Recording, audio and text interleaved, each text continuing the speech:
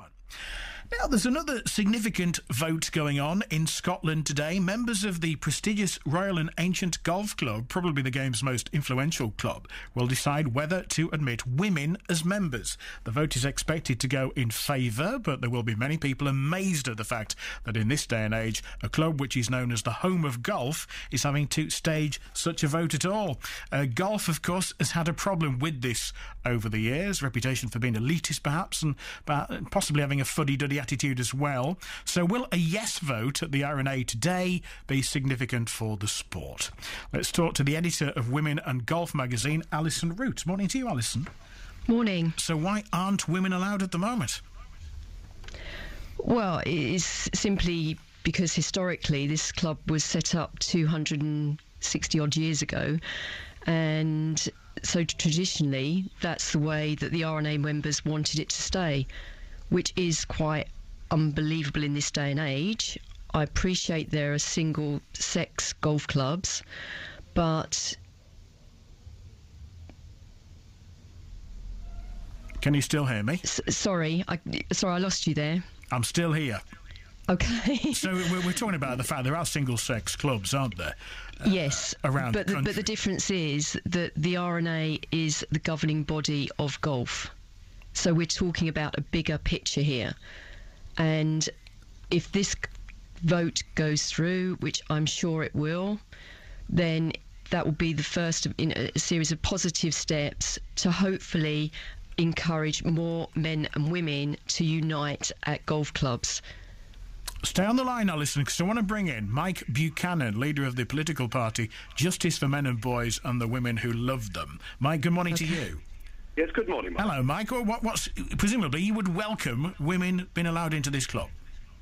Well, these things, Mike, they're always presented as being about equality for women, but in reality they're about women shaming men for things they shouldn't be ashamed of. Deep down, this isn't about golf, it's about women dictating how men behave. Now, the overwhelming majority Hang on, of golf is it really about that? It's just about equality, isn't it? The overwhelming majority of golf clubs admit women, so any woman who wants to play golf is spoiled for choice. So we have to ask, why do women have a problem with men-only spaces, whether it's the R&A, gentlemen's clubs, or whatever?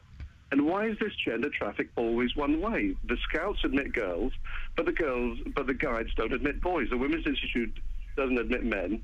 And of course, it's not just sport, Mike. I mean, why do we have all-women MP candidate shortlist when so few of the people who want to be MPs are women? We don't hear women whine about that, do we? As always, gender equality always means one thing: special treatment for women at the expense of men. But this isn't... And I'd like to ask, why don't women launch their own golf clubs and leave men's golf clubs alone? I mean, I, for one, wouldn't give a damn.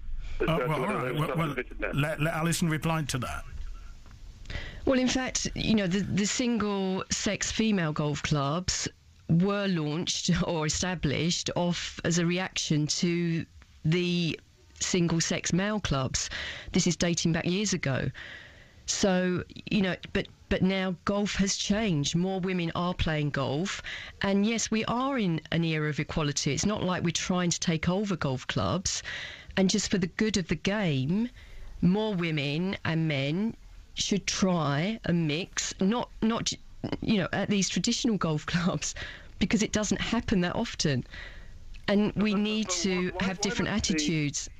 No, I mean, women just seem to have this problem. I mean, why must it be every men's club? I mean, why can men not have a number of golf clubs where they can go and be, just with men? I mean, I don't hear men complaining and whining about women-only golf clubs. But why don't you want to share a club with women, Mike? Well, what's the problem with that?